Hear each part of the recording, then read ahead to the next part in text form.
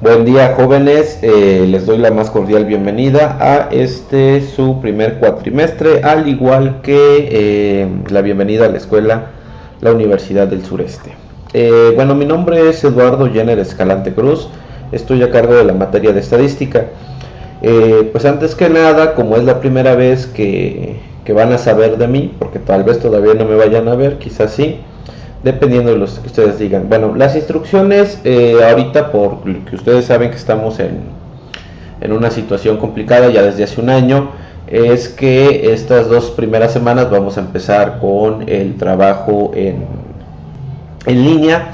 Y bueno, pues de una de las formas que tengo de trabajar, que me imagino que ya les habré dicho por medio de WhatsApp o en alguna videollamada que tengamos, es que tengo creado un canal para materias específicas. Cada video está creado específicamente para la materia y para el grupo en el que están. Es decir, voy a estar trabajando este video con ustedes y no es un video genérico el cual yo pueda darle a 4 o 5 grupos, sino que cada que yo tenga que dar una hora de materia, por aquí estaremos. Esperamos que en unas 2 o 3 semanas ya estemos viéndonos en persona, porque sinceramente ya extraño la universidad. Y si no, de todas maneras por aquí seguiremos trabajando de la manera más fluida posible. Entonces precisamente este video es creado con la finalidad de que ustedes puedan tener la clase y puedan pausarlo cuando ustedes tengan alguna duda o puedan verlo en un horario diferente al que está establecido en el horario de clases. Me ha funcionado muy bien porque hay alumnos que quizás lo prefieren ver en la noche cuando están solos, prefieren incluso mirarlo algún otro día para poder realizar sus actividades y dedicarle. Sobre todo porque muchos de ustedes van a poder ver el video cuando ustedes gusten y le pondrán la mayor atención posible. Entonces, lo primero que vamos a hacer es platicar sobre lo que es el encuadre. El encuadre se refiere a la forma de trabajo y la clase de bienvenida. Normalmente esto debería ocupar 1 hora o 45 minutos si estuviéramos en presencial. Trataré de omitir este encuadre para que a partir de este momento ya vayamos aprovechando lo que es la clase y pues vaya, ya vayamos avanzando con los temas que tenemos. Bueno, lo primero que deben de saber ya es mi nombre, ya se los dije, y nos piden que les demos una pequeña,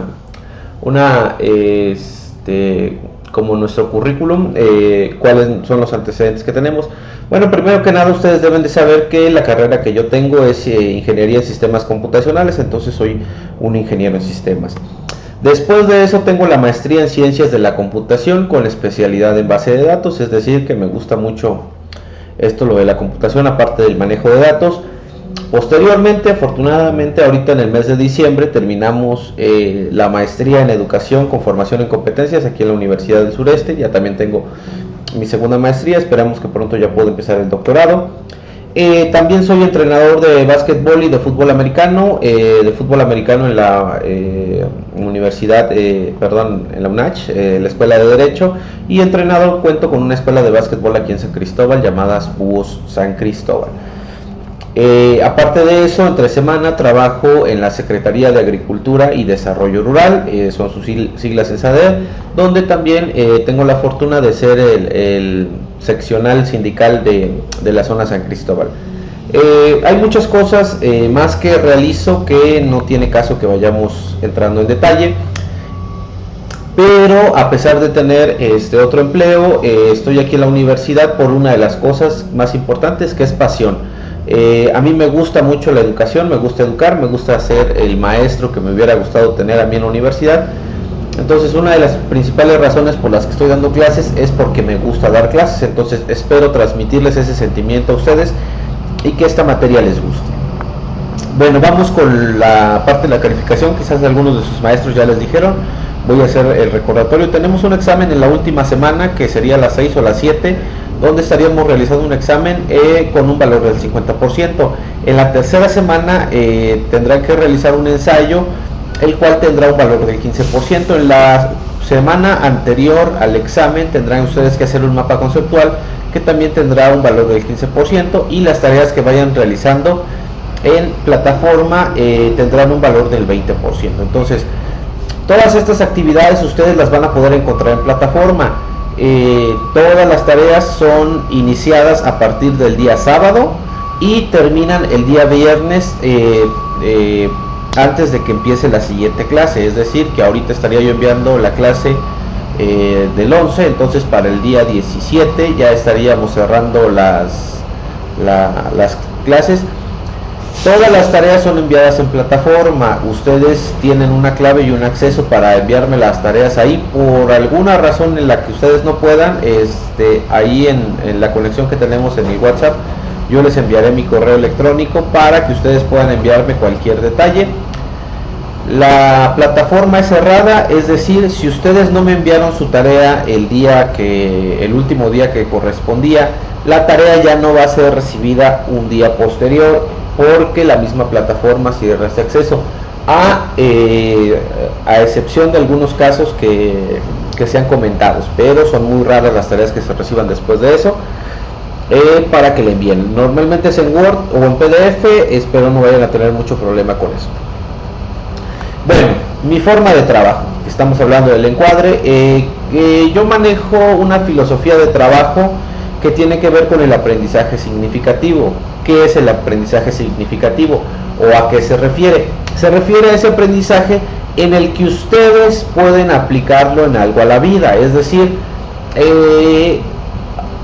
yo cuando quiero enseñar un tema, quiero que se resuelvan estas dos principales preguntas: ¿qué y para qué sirve? Entonces, por ejemplo, si yo les fuera a enseñar a manejar, les tengo que enseñar primero qué es un carro, qué es el clutch, qué es el acelerador, qué es el freno, qué es la palanca de cambio de velocidades y para qué sirve. Ya entramos en la parte donde ustedes van a utilizar para qué sirve pisar el pedal del freno, a pesar de que su nombre sea obvio, para qué sirve el pedal del clutch, para qué me va a servir la palanca de velocidades y para qué me va a servir el volante. Obviamente no existe algo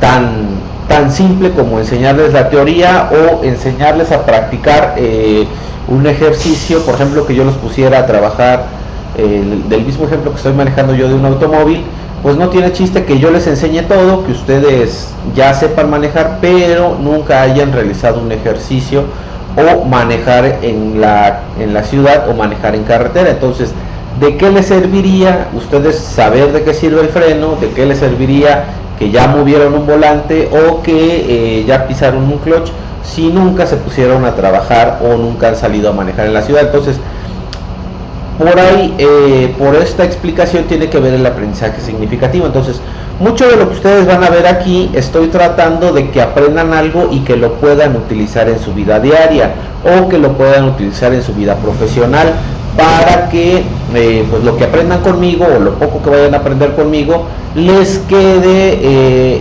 de siempre, ¿no? Es decir, que ustedes lo puedan aplicar o lo puedan utilizar en algún momento de su vida. De nada me sirve ponerles un ejemplo de, supónganse que ustedes manejan una empresa con 40 millones de pesos y tienen que hacer una compra de 50 camiones, ¿no? Entonces, yo creo que en la vida vamos a trabajar en ese tipo de empresas y los ejemplos están muy reales. Entonces vamos a trabajar un poquito y entremos en materia para que no los esté yo aburriendo y empezamos a trabajar. Bueno, estadística, empezamos un poquito con el concepto. Varias de estas cosas vayan apuntándolas. Por ejemplo, el término estadística es algo que no es tan relevante, pero es un concepto que ustedes se tienen que aprender para que lo vayan apuntando para el examen. De una vez les digo, esta pregunta va a venir en el examen, entonces ya es una de las preguntas que pueden obtener, y el concepto que están por ver aquí es el mismo que va a venir en el examen. Ciencia que utiliza conjunto de datos numéricos para obtener a partir de ellos inferencias basadas en el cálculo de probabilidades. Entonces, la estadística nos dice que nos va a servir para obtener inferencias basadas en cálculos de probabilidades. Entonces, una inferencia se refiere a un razonamiento o a una conclusión a partir de ciertos datos. Es una ciencia con tanta antigüedad como la escritura y es por sí misma auxiliar de todas las ciencias: medicina, ingeniería, sociología, psicología, economía, etcétera. Entonces puse esta parte porque pues obviamente ustedes son próximamente psicólogos, entonces deben de saber que tiene que ver con la psicología. Como ya les había yo dicho, el aprendizaje significativo, entonces Muchos de los ejercicios trataré de enfocarles que tengan que ver con algo de psicología, no tan profundo porque pues, estamos en primer cuatrimestre, pero sí trataré de que esto les vaya a servir y lo puedan utilizar de alguna manera en la vida diaria o en las materias que ustedes vayan a tener próximamente, que ustedes vean que tiene utilidad, que realmente tiene mucha. Entonces, el objetivo de la estadística, el término estadística se refiere a datos numéricos, tales como promedios, medianas, porcentajes y números, índices que ayudan a entender una gran variedad de negocios y situaciones económicas. Sin embargo, el campo de la estadística es mucho más que datos numéricos. En un sentido amplio, la estadística se define como el arte y la ciencia de reunir datos, analizarlos, presentarlos e interpretarlos. Entonces, algo tan simple que es tomar los datos, los analizamos y al final de esto obtenemos una conclusión. Entonces, la estadística, vean qué importante es, porque nos va a servir para, a partir de ciertos datos, nosotros analizar y tomar una decisión de qué es lo que puede pasar o lo que puede suceder, o tomar nosotros una decisión. ¿Cuántas veces en nuestra vida nosotros hemos realizado estadísticas sin que nos demos cuenta? Bueno, el muestreo, vamos con términos que es necesario que ustedes sepan, que vayan conociendo. Esta también es pregunta de examen. Es imprescindible en la investigación, ya sea de cualquier ciencia aplicada. También ha sido el proceso por el medio del cual algunas disciplinas han podido introducir en ellas metodologías y procedimientos para su consolidación. Una de las grandes disciplinas beneficiadas es la administración. Entonces, el muestreo se refiere a todos los datos o todos los datos que vamos a estar utilizando para realizar nuestros datos estadísticos, nuestros cálculos. Si ustedes ya saben, normalmente se asocia con encuestas o con la obtención de datos de alguna manera. La importancia que tenemos de la estadística es que están enfocadas desde cualquier área profesional, ya que ayudan a lograr una adecuada planeación y control, apoyándonos en los estudios de pronósticos, presupuestos, etcétera. Entonces, ahorita yo lo que quiero enseñarles, mi objetivo es que puedan utilizar algunas cosas de lo que vamos a ver en estadísticas para su vida personal, es decir, que ustedes vayan tomando ciertas decisiones a partir de los datos que vayan viendo o a partir de cómo se puede utilizar la estadística en la vida profesional, ¿sí? Entonces, aplicación. En las ciencias naturales se emplea con profusión en la descripción de los modelos termodinámicos complejos, en física cuántica, en mecánica de fluidos, en teoría cinética, los gases, entre otros muchos campos. En las ciencias sociales y económicas es un pilar básico del desarrollo de la demografía y la sociología aplicada. Por ejemplo, si estuviéramos en clase, yo en este momento les preguntaría dónde entra la estadística en relación a la psicología. Si ustedes pueden imaginar qué cosas se relacionan de la estadística con la psicología, les costaría un poquito descifrar cuál es realmente la relación que se puede tener, pero ahorita más adelante ustedes van a ver y les voy a ir ejemplificando cómo ciertos datos que tienen que ver con la psicología han sido obtenidos a través de la estadística, ¿no? Y cómo pueden ustedes obtener más. Antes de pasar al primer tema, bueno, ya estamos viendo ciertos temas, pero estas definiciones van a ser importantes para que podamos comprender todo lo que vamos a ver en cuanto a la estadística, ¿sí? Dato, información concreta sobre hechos, elementos que permiten estudiarlos, analizarlos o conocerlos. Datos puede ser un dato numérico, es decir, 1, 2, 3, 4, 5. Puede ser textos, definiciones, por ejemplo, color, rojo, azul, morado. Por ejemplo, pues un equipo de fútbol, Pumas, América, Chivas. Puede ser el nombre de una enfermedad, que es rinitis, COVID o hipertensión, ¿no? Puede ser también ciudades, San Cristóbal, Tuxtla, Comitán, ¿no? Entonces, todo lo que pueda ser captado y clasificado de cierta manera lo vamos a llamar un dato.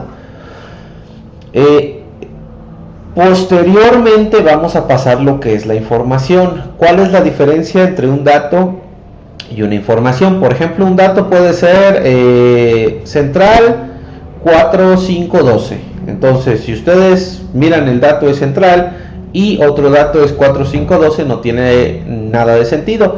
pero a información se le llama cuando ya se les pide la dirección, que es Avenida Central número 451. Entonces estamos hablando de que el dato puede ser solo Central y 451, pero la información ya tiene algo de sentido. Entonces la estadística nos va a servir precisamente eso, para pasar de datos a información. Cuando ya se le da utilidad a esos datos, ya se considera como información, es decir, ya se tiene definido para qué nos va a servir, o algo que es de importancia para mí ya toma el concepto de información. Entonces, frecuencia absoluta es el número de veces que se repite un resultado en el conjunto de todos los datos observados. Entonces, la frecuencia absoluta quiere decir cuántas veces se repite uno. Si por ejemplo ustedes son 9 o 7 alumnos, creo que tengo registrados, yo les pregunto cuántos de ustedes son mujeres, entonces me va a salir que la frecuencia absoluta pueden ser 6 o 7. Si les soy sinceros, ahorita todavía no tengo el dato, pero puedo contar cuál es el número de personas que cumplen con ese requisito. Entonces, esa es mi frecuencia absoluta, el número de veces que se repite eso. A ver, mujer, aquí hay una, mujer, aquí hay dos, aquí este es hombre, este es mujer. Entonces voy sumando cuántos de esos campos y esa va a ser mi frecuencia absoluta. Muestra es un conjunto o subconjunto o parte del universo o población en la que se llevará a cabo la investigación. Entonces, por ejemplo, si yo quisiera saber, por ejemplo, la edad de todos ustedes, el salón de psicología del primero de psicología de la Universidad del Sureste, generación 2021, 2024 creo que va a ser, o 2023, no sé, creo que es diciembre de 2023, la generación, yo quiero saber la edad. Estoy tomando esa muestra porque esa es la muestra que yo voy a analizar, es decir, yo puedo sacar el promedio de edad en todo México, o únicamente el promedio de edad en el primero de psicología de la Universidad del Sureste, Campus San Cristóbal. Entonces, cuando nosotros tomamos una muestra, estamos hablando de que no toda la población o no todo el universo que existe en el mundo será tomado, únicamente la muestra que a mí me interesa, la muestra que a mí me sirve. O si yo les dijera que la única muestra que me interesa, como les había dicho al principio, es la parte de cuántas mujeres son, entonces el promedio de edad en las mujeres del primero de psicología de la Universidad del Sureste, Campus San Cristóbal, ¿no? Entonces ya vamos viendo que las muestras van dividiendo, van sacando subconjuntos dependiendo de la información que nosotros queramos manejar. La variable estadística es una característica o cualidad de un individuo que está propensa a adquirir diferentes valores. Entonces es lo mismo que estamos hablando. Las variables estadísticas son aquellas que van resaltando aquellos datos que de cierta manera van a ser variables y que hacen interesante una investigación o un resultado estadístico. Por ejemplo, la variable edad, la variable tiempo, la variable la variable de color, la variable de carrera, la variable de las preferencias que ustedes tienen hacia la música. Entonces, este tipo de variables se van descubriendo o se establecen antes de realizar un análisis estadístico. Bueno, el concepto, los datos estadísticos se presentan generalmente expresados en valor de la frecuencia absoluta, que es el número de veces que ya se repite un número, ya lo habíamos visto antes, y corresponden a una población o muestra, que ya vimos lo que es una muestra. El cociente entre la frecuencia absoluta de un valor o modalidad y el número total de datos es llamado frecuencia relativa. También se expresa en un porcentaje es decir, el 100%. Se llama porcentaje porque la palabra está compuesta por dos términos, que es por y luego el centaje, que se refiere a 100. Entonces, por eso cuando hablamos de un porcentaje estamos hablando de que tiene que ver con el número 100, porque así es más fácil identificarlo. Es decir, si nuestro resultado fuera un 158, un 180, para las personas es más fácil entender que es del 0 al 100% que entender que estás en un 97 de 158, ¿no? Entonces es un poquito complicado para algunas personas entender eso, entonces por eso se hace con el sistema decimal del 100%, por eso se llama porcentaje, porque se escribe como que si fuera por 100, entonces por eso se dice por ciento. Estoy hablando del 10%, porque se hace por 100. Exacto, entonces es bastante bonito entender esta parte del 100 y de por qué se utiliza el porcentaje. Bueno, entonces, ¿cuál es la frecuencia absoluta y cuál es la frecuencia relativa? Entonces, ahorita vamos a ver esto en un pequeño ejercicio para que ustedes vayan comprendiendo cuál es la frecuencia absoluta. Entonces, esta encuesta la acabo de inventar, no vayan ustedes a pensar que es real. Entrevisté a 153 personas imaginarias, de las cuales yo les pregunté aquí en San Cristóbal qué es lo que prefieren cenar. 15 personas me dijeron que tacos, 16 que hamburguesas, 32 que pizza, 25 que guaraches, 42 que chalupas y 23 que empanadas. Obviamente ustedes me pueden decir que las personas que van a preferir los tacos es mayor a 15, los entiendo. Les vuelvo a repetir que estos números los acabo de inventar hace un momento cuando estaba haciendo las diapositivas. Entonces, el primer dato que tenemos es que yo le pregunté a 153 personas. La suma de todos los elementos va a ser la muestra total, lo que yo les decía, el muestreo o la muestra total con el universo que yo estoy trabajando. La frecuencia absoluta de tacos sería el número 15, porque 15 personas me contestaron que les interesa cenar, les gusta más cenar tacos.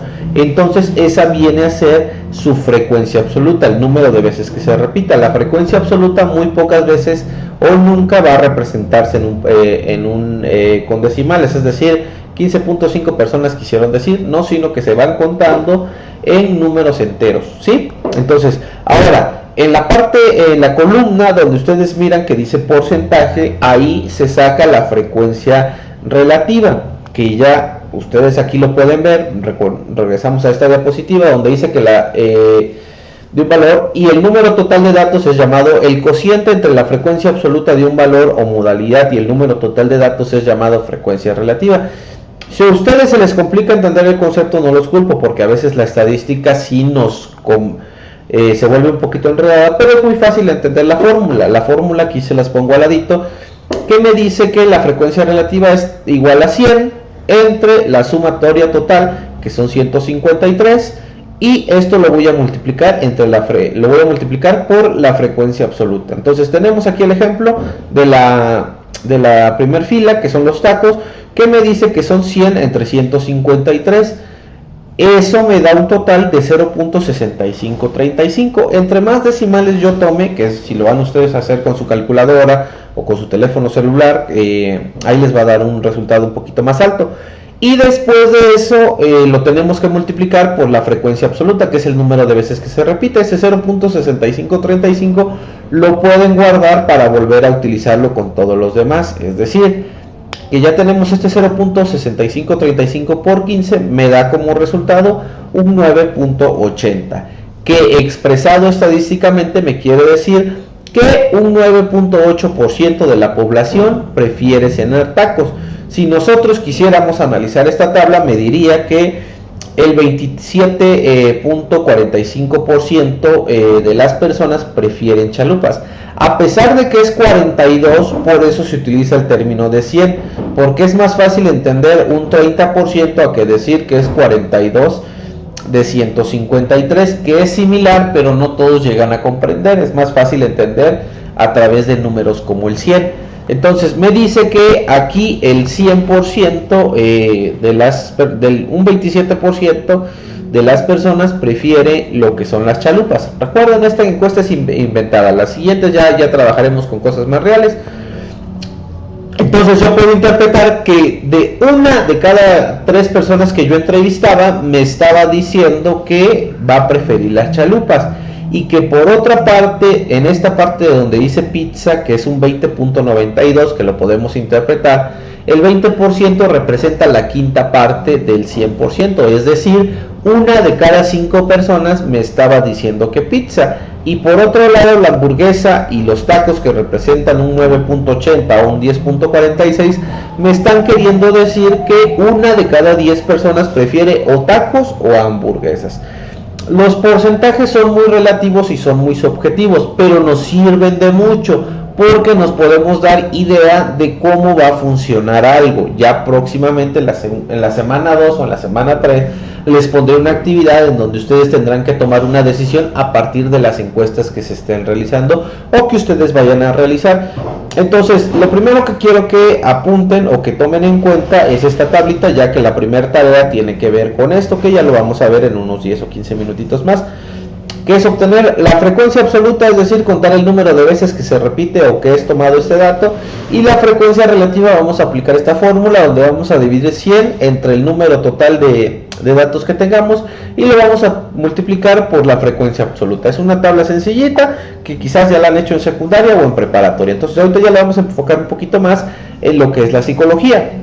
Ahora, estadística descriptiva. Esto que acabamos de ver tiene que ver con la estadística descriptiva. Es una disciplina que se encarga de recoger, almacenar, ordenar, realizar tablas o gráficos y calcular parámetros básicos. Entonces, la estadística descriptiva es la parte de la estadística un poquito más sencilla y digerible para todas las personas y la que es más utilizada en las empresas y en el mundo laboral. Tiene que ver con la parte de recoger los datos, ordenarlos, realizar tablas o realizar gráficos, que ese es el objetivo de esta primera unidad que vamos a realizar nosotros en estadística. Nos vamos primero con lo que es el promedio. El promedio me dice que es el resultado que se obtiene de dividir la suma de varias cantidades por el número de sumandos. ¿Qué quiere decir? Si ustedes sacan calificación de 10, 10 y 9, su promedio va a ser igual a sumar a estas tres cantidades, que es el 29, y dividirlas entre la cantidad de elementos. Es decir, tengo tres elementos, tengo que hacer la suma, que es un 29, lo divido entre 3 y me saca el 9.66%. ¿Qué es importante tomar en cuenta en esto? Que hay situaciones donde nosotros podemos sacar lo que es la frecuencia absoluta y la frecuencia relativa, es decir, contar el número de veces y sacar cuál es el porcentaje que le corresponde, y en otras ocasiones nosotros tenemos que sacar el promedio, que es muy diferente a la frecuencia relativa. Es decir, si yo les digo que 30% de las personas encuestadas les gustan las chalupas, estamos hablando que de la población, de un 100%, el 30% le interesa eso. Pero si yo quiero saber el promedio de personas que les gustan las chalupas, yo no puedo decir que es un 9.5 personas que prefieren las chalupas, porque no estamos hablando de números en concretos. Es por eso que existe lo que es el promedio. Entonces, el promedio normalmente lo relacionamos con el promedio de calificaciones, pero vamos a ir un poquito más allá y lo vamos a utilizar en una materia, en unos ejemplos que son importantes. Bueno, entonces me tomé la tarea ahorita, precisamente me tomé una hora de investigación para sacar datos que son importantes o que puedan ser relevantes para ustedes, de los cuales se los estoy resumiendo acá. Ejemplos reales que sí existen y que son verídicos, que no son inventados como lo de los tacos que en la primera tabla que le hice. México pasó de tener 6.9 hijos por mujer en 1960 a 1.9 en el 2020. Entonces, ustedes todavía son jóvenes, espero que todavía no tengan hijos, y si tienen, pues bueno, no hay ningún problema con eso, pero me está indicando que ustedes son la generación, o ustedes cuando se casen, o si ya están casados, en promedio podrían tener 2 hijos. Entonces, algo importante que hay que tomar en cuenta en la estadística es que cuando hablamos de promedio son números en ocasiones decimales, y que eso no establece un parámetro real, sino que existe la parte del redondeo. Por ejemplo, aquí me dice que yo voy a tener 1.9 hijos en promedio. Eso no quiere decir que yo vaya a tener una y de ahí voy a tener un niño que le va a hacer falta una pierna o que le va a hacer falta un brazo, sino que no se puede establecer porque es el 1.9. Nadie tiene 1.9. Lo más obvio es decir que o tienes 1, o tienes 2, o tienes 3, que sería un promedio más o menos entendible. Por eso la estadística también requiere de interpretación, saber cuándo ese número me va a servir y para qué me va a servir. Aquí me está diciendo que es 1.9, que yo lo estoy asociando a que debes de tener por lo menos 2 hijos que vayas a tener con tu pareja. cuando te cases, obviamente. Entonces hay que tener mucho cuidado cuando se interpreta este tipo de datos, ¿sí? Entonces pasamos al siguiente, que es el promedio de duración de noviazgo entre las personas es de 15 a 19 años, las personas que tienen entre 15 y 19 años es de 9 meses a 1 año y medio. Estamos hablando de 9 meses a 18 meses. Es el promedio. Si sacamos el promedio entre 9 y 18, estaríamos hablando que más o menos el promedio de noviazgo entre las personas, entre los jóvenes, dentro de 15 a 19 años, si alguno de ustedes todavía tiene 19 años o 18, que creo que sí, quiere decir que el promedio de sus noviazgos está entre 1 año y 1 mes. Ustedes pueden decir, no, pero yo duré 2 meses, yo duré 3 meses, no, pero yo sí me aventé 4 o 5 años. Me está diciendo que el promedio es de 1 año y 2 meses. Entonces estamos hablando que quizás si ustedes han tenido novios, ¿para qué nos puede servir este parámetro de año y 2 meses? Quiere decir que van ustedes a valorar, por ejemplo, si tuvieron 1 o 2 relaciones, 2 noviazgos, ustedes pueden decir, estuve debajo del promedio, lo que me indica que no fue una buena relación, o estoy arriba del promedio, lo que me indica que fue una relación más duradera o mejor, no sé, ya ustedes van a calificar eso. Pero a partir de eso nosotros podemos sacar un parámetro. Por ejemplo, si yo quisiera, yo ya estoy casado, pero si quisiera saber cuánto duraría con mi pareja o cuánto es lo que debo de durar el mínimo, que es decir, mi objetivo es pasar el promedio, porque pasando el promedio quiere decir que no estaría yo cerca de la terminación, lo que no quiere decir que tengas que tronar al mes y 2 meses. Pero otro dato estadístico y real quiere decir que después del año y medio, ese es un dato también verídico, las personas pasan la etapa del enamoramiento. ¿Qué quiere decir? Que después de año y medio, ustedes o las personas ya dejan de ver a las personas de una manera enamorada, es decir, de idolatrar a una persona a través de los ojos del enamoramiento, sino que lo empiezan a ver ya de una manera real. Por si a alguno de ustedes les pasó, tomen esto en cuenta y pregúntense, después de 1 año y medio de noviazgo ya entendí a una persona y ya me empezó a caer mal, o ya me empezaron a molestar ciertos gestos, o ya no me gusta que vaya a jugar fútbol, o ya no me gusta que se tarde tanto en arreglar. Precisamente pasa porque después del año y medio termina lo que es la etapa del enamoramiento. Ese es un término psicológico, el cual quizás ustedes ya conocían o quizás sea nuevo para ustedes, pero es por eso que las relaciones duran todo ese tiempo, porque a partir del año ya las personas ya dejan de ver a las personas sin el enamoramiento, ¿no? Pero pasemos a otras cosas, no los quiero poner tristes. Otro de los datos es que son reales, ya les había dicho, las personas revisan su celular un promedio de 52 veces al día, es decir, si lo miran ustedes, al menos tendrán que revisar su celular, si tenemos que son 24 horas, y eso nos sumaría 48, por lo menos una vez cada media hora las personas revisan su teléfono, es decir, que estamos bastante tiempo conectados. Otro de los datos es los empleados mexicanos ganan entre 3,600 y 7,300 pesos mexicanos al mes. Ese es el promedio de salario de los empleados en México. Pero otro dato importante, o que a ustedes les puede interesar, según MX Talent, el salario promedio de un psicólogo clínico en México es de 114,000 al año. Quiere decir que en promedio ganan como unos 9,500 pesos al mes. Ustedes que están cursando esta carrera ya más o menos deben imaginar que este es el promedio que ustedes van a ganar mensualmente, o es uno de los parámetros que les va a servir para ustedes para decir, miren, sí voy a ganar bien en esta carrera, o quizás no voy a ganar tanto. No vayan a dejar la carrera porque yo les di este dato o algo así, ¿no? Pero son ciertos datos que a ustedes les puede servir. Estamos hablando que el promedio en México está entre los 3,000 y 7,000. Si vemos ese promedio sería como de unos 5,000 pesos el promedio de todos los mexicanos, de todos los empleados en México, pero el de un psicólogo clínico, que todavía no les puedo decir la diferencia de un psicólogo clínico a otro tipo de psicólogo, es de 9,500 pesos al mes. Es decir, un psicólogo está cobrando arriba del promedio de lo que son los salarios en México. Entonces es un buen aliciente. Este dato es de 2020, entonces podría ser que 2021, 2022 van a ir aumentando estos datos o quizás disminuyendo, espero que sea en aumento. El 80% de lo que nos preocupa no llega a suceder. Todo esto son datos reales y son datos obtenidos de lugares certificados. Entonces nos dice que el 80% de lo que ustedes se preocupan no llega a suceder. Es decir, me puedo preocupar porque no voy a comer mañana porque me quedé sin dinero. Es muy probable que una de cada 4 veces no pase eso que ustedes están imaginando, es decir, solo una de cada 5 veces de lo que se imaginan llega a suceder, lo cual es un porcentaje bastante alto si lo miramos.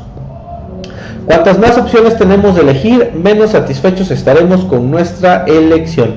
Si ustedes se van a comprar unos tenis a una tienda y encuentran 10 opciones y escogen uno, se estarían más o menos satisfechos. Pero si ustedes se van a una tienda donde hay 250 pares de tenis, significa que cuando ya tengan los tenis en su casa, es muy probable que hayan dicho de que, ay, ¿qué tal si me hubiera yo comprado los negros? O ¿qué tal si me hubiera yo comprado los de otra marca? O los de otro color, o los que estaban más baratos, o los que estaban más caros, o los que estaban diferentes. Entonces, entre más opciones tenemos para elegir, más insatisfechos estaremos con nuestra elección. Son datos psicológicos verificados y que sí existen y que la estadística nos puede llevar a eso. Bueno, ¿cómo llega la estadística a estos resultados? A través de encuestas, a través de preguntarse qué es y cómo funcionan las cosas. Entonces, ahorita, bueno, no ahorita, si quieren lo dejan para después, pero lo tienen que entregar antes del viernes.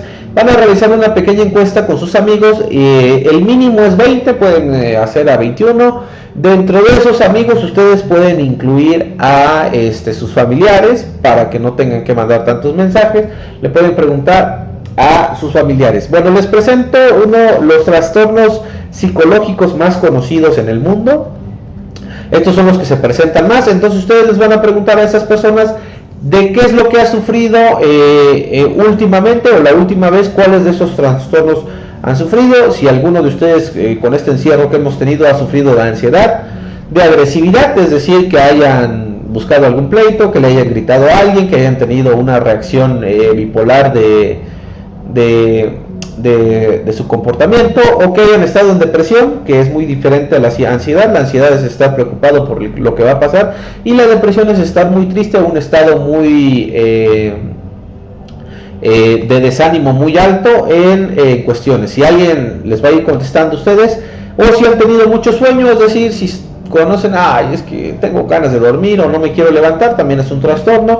O que hayan tenido pesadillas o que se levanten en la madrugada, tienen que ver con los trastornos de sueños. O por el contrario, con la hiperactividad, es decir, que se encuentran con personas que tienen que estar haciendo algo, que se tienen que salir a correr, que tienen que estar limpiando, que tienen que tener activo todo el mundo, que tienen que estar mirando una serie, que tienen que estar checando su teléfono todo el tiempo. Entonces les van a preguntar a 20 personas cuál de estos ustedes van a tener, y me van a completar también esta tabla con la frecuencia absoluta en la primera columna y la frecuencia relativa, es decir, entre 20 personas, y aquí me van a decir que 2 personas estuvieron con ansiedad. Eso quiere decir que el 10% de ellas estuvo con ansiedad. De un lado, la frecuencia absoluta, que es decir, van a contar cuántas personas estuvieron con cada una de estas.